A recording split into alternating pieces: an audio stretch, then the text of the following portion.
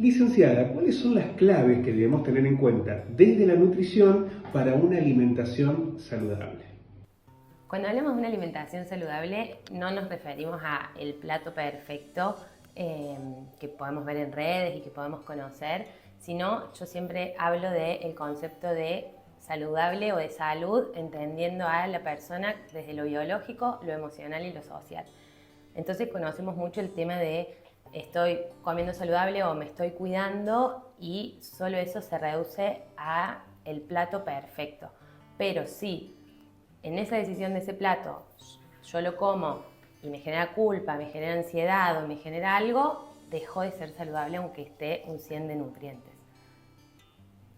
Una alimentación saludable tiene que ver con el equilibrio, la variedad, la flexibilidad de las elecciones alimentarias, y es importante aclarar que no existen alimentos buenos o malos como están caratulados, sino que también tienen que ver con el contexto en el que los consumimos. Licenciada, ¿qué conductas nos alertan de estar padeciendo o enfrentando un trastorno alimentario? La señal más conocida dentro de una alerta de un trastorno de conducta alimentaria tiene que ver con la obsesión por los alimentos, el contar calorías, la restricción alimentaria, la actividad física en exceso, la culpa, el uso y el abuso de laxantes. Estas conductas arrancan de a poquito, probablemente la familia o quienes acompañan no lo pueden ver, es algo que siempre trabajamos en esto de pueden empezar con ciertos dolores de panza, distensión abdominal, constipación, en donde se empieza a ver esta restricción de alimentos, de grupos de alimentos, de porciones, de cantidades. Entonces acá aprovecho para contar que los trastornos de conducta alimentaria no los define el peso corporal, ya que muchas veces pensamos o creemos que si vemos a alguien con un bajo peso puede estar padeciendo un trastorno alimentario, pero como explicaba recién, demoran tiempo en manifestarse esta baja de peso. Y es importante saber también que más allá de estos cambios en la conducta alimentaria que puede padecer la persona, aparecen cambios en el ánimo, en el humor, la irritabilidad, el malestar, el aislamiento social, que esos son signos claves también a tener en cuenta para observar. Licenciada, ¿cómo se debe abordar el trastorno alimentario? Desde la nutrición no nos enfocamos en qué y cuánto debe comer simplemente esa persona, sino en poder empezar a trabajar, a flexibilizar estas decisiones alimentarias, estos mitos, estos miedos que presentan frente a las comidas y lo que le lleva a desregular su conducta alimentaria. Es importante hablar también de que los trastornos alimentarios deben ser atendidos desde lo interdisciplinario, con abordaje nutricional, psicológico, que esté especializado, psiquiátrico, aunque no necesiten de medicación o no, se necesita de la valoración de psiquiatría, el abordaje familiar, el acompañamiento familiar es clave en el tratamiento de los trastornos de conducta alimentaria, ya que son ellos quienes pasan mucho tiempo con quien lo padece. Muchas veces, como nutricionistas, somos quienes primero recibimos a los pacientes en consultorio, entonces está bueno poder tener el ojo clínico de poder detectar este posible trastorno de conducta alimentaria, ya que los trastornos no son una enfermedad simplemente desde lo alimentario, sino que vienen de una índole mental.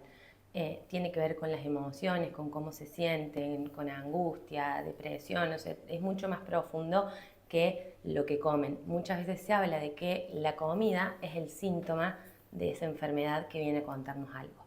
Por ese motivo es súper importante como nutricionista poder tener un equipo con quien trabajar para poder ayudar a quien viene en nuestro espacio. Licenciada, ¿es un error trabajar la nutrición solo desde el peso corporal? Sí, ya que hoy se sabe a ciencia cierta que trabajar desde el peso corporal o pensar en una persona con un diagnóstico simplemente por su aspecto físico no nos lleva a ningún lado. Como dije anteriormente, el peso corporal no define si hay un trastorno de conducta alimentaria o no, ya que en personas con un normopeso puede haber trastorno de conducta alimentaria u otras patologías, Y lo mismo que en personas que tengan diferentes pesos para arriba, para abajo, pueden estar tan sanas o tan enfermas que no lo podamos ver.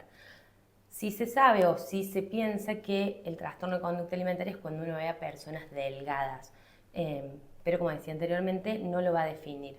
Sí a aclarar que en los tratamientos intensivos de trastorno de conducta alimentaria, el bajo peso, cuando llega alguien con muy bajo peso, un riesgo de desnutrición moderada, severa, sí nos está dando un parámetro de la gravedad de la patología. En ese momento, el peso es quien nos indica la gravedad de la situación, ya que es un parámetro clínico donde marca algún riesgo vital. Desde la nutrición nos enfocamos en recuperar ponderalmente el peso de esa persona de manera progresiva, ya que si la ganancia es abrupta hay riesgos clínicos también, pero que recupere el peso no significa que ese trastorno alimentario está curado.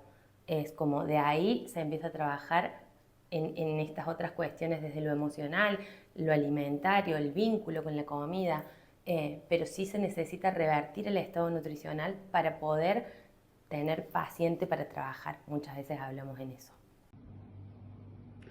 Licenciada, ¿es posible pensar en una recuperación plena de un paciente que ha padecido un trastorno alimentario? ¿Y cómo es el vínculo posterior a ese tratamiento más intensivo?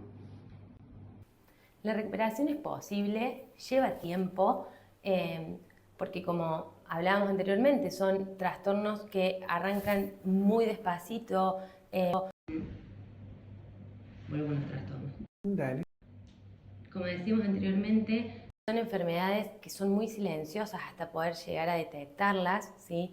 Entonces, el tratamiento es paso a paso, interdisciplinario, va a llevar tiempo, pero el objetivo es volver a la vida plena y al disfrute. Y dentro de lo que es el vínculo con la nutricionista, es el más difícil porque por lo general cuando llegan al tratamiento, los trae la familia, hay una resistencia para arrancar el tratamiento, no hay conciencia de enfermedad, sienten que no hay nada para curar, para que estén bien, entonces acudir al espacio de nutrición en los primeros meses suele ser lo más difícil y que la remamos porque, bueno, piensen que la Nutri los va a hacer aumentar de peso, va a hacer que su cuerpo cambie y eso. Entonces, bueno, nada, corremos de foco completamente la comida, trabajamos de cómo está, qué le gusta hacer, empezar a buscar y trabajar desde otro lugar para después empezar a ver el tema de la alimentación. Que en esto aprovecho a comentar que lejos de hablar de nutrientes, del plato saludable, de la porción de frutas, de verduras, de todas estas cosas que hemos aprendido a lo mejor en la facultad, ya que son personas muy sensibles a todo este tipo de información. Entonces, como decía recién, es educarlos y enseñarles a comer y poder vivir en libertad. ¿Era algo más? Muy bueno.